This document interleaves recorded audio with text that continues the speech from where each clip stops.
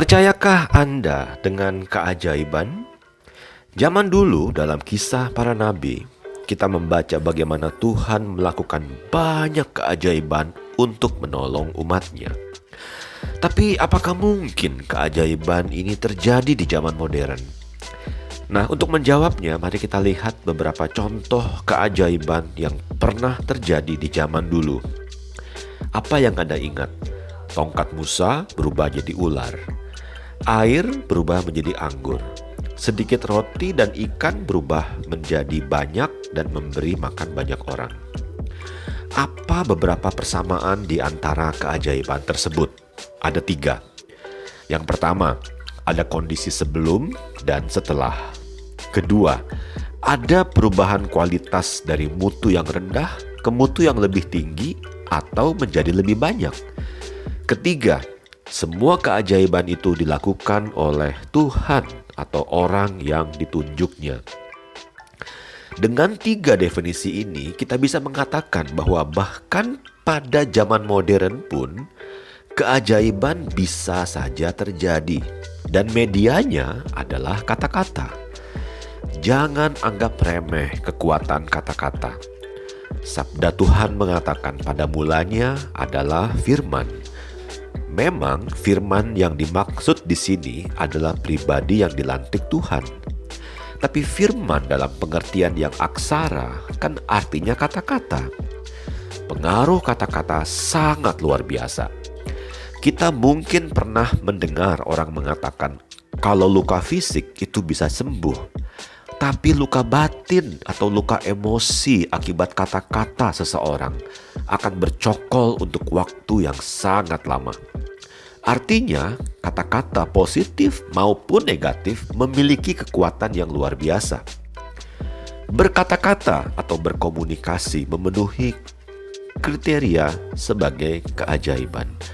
Pertama, apa yang disampaikan berdampak pada pendengarnya, entah itu positif atau negatif, berarti ada dampak sebelum berkomunikasi dan setelah.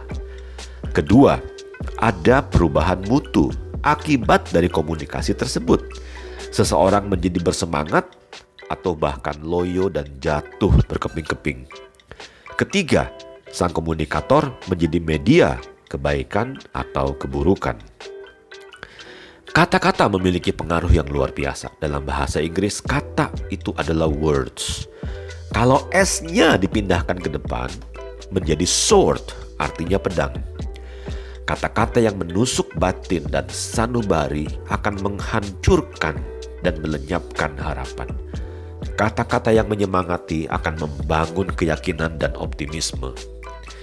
Salah satu guru saya, Bapak Anthony Dio Martin, pernah bercerita bahwa salah satu yang memotivasi dia menjadi seorang penulis adalah pujian dari gurunya dalam pelajaran mengarang sewaktu dia berada di bangku SD. Sebuah bukti nyata bagaimana kata-kata positif tertanam dalam diri seorang anak dan berkembang menjadi rasa percaya diri pada waktu dia dewasa. Namun sayangnya, sahabat, lebih banyak dan lebih sering kita dihujani oleh kata-kata yang negatif. Seorang pembicara motivasi terkenal dan pencetus buku Chicken Soup of the Soul, Jack Canfield, meneliti berapa banyak kata-kata negatif yang seorang anak dapatkan setiap hari dari lingkungannya. Jawabannya sungguh mencengangkan. Menurut Jack Canfield, katanya dalam satu hari seorang anak akan dihujani 460 kata-kata negatif dan hanya 92 kata-kata positif. Ketika anak ini menginjak usia 30 tahun, dia sudah akan mendapatkan 4,9 juta kata-kata negatif. Mungkin Anda pernah mendengar percobaan air yang dilakukan oleh Dr. Masaru Emoto dalam bukunya The Hidden Message in the Water. Air yang diberikan kata-kata pujian dan emosi yang positif membentuk partikel kristal yang indah. Sedangkan air yang diberikan cacian dan emosi negatif membentuk partikel kristal air yang buruk. Ini adalah informasi yang penting karena sebagian besar kandungan dalam tubuh kita adalah air.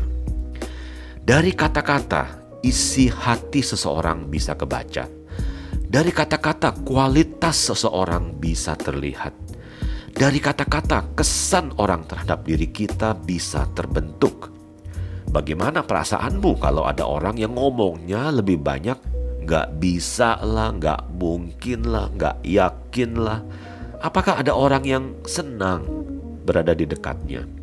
Reputasi seperti apa yang orang lain akan ingat tentang dirinya? Tidak terlalu berlebihan kalau sabda Tuhan mengingatkan untuk berhati-hati saat berbicara. Pikirkan kata-katamu, hendaknya sewaktu diucapkan dibumbui dulu dengan garam atau dengan penyedap rasa, supaya kawan bicaramu yang mendengarkan merasa nyaman. Nah, memang di sini butuh keterampilan berkomunikasi.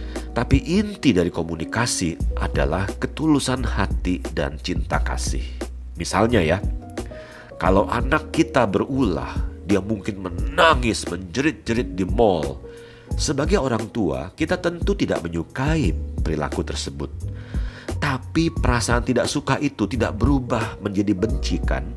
Karena dia anak kita. Nah, sama halnya dengan perlakuan kita kepada anggota tim atau kepada orang lain.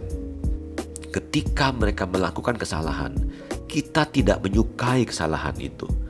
Tapi rasa tidak suka ini tidak akan berubah menjadi benci kalau kita masih ada rasa cinta. Semoga kata-kata kita selalu menjadi inspirasi, motivasi, mencerahkan, dan mengangkat harkat dan martabat orang lain.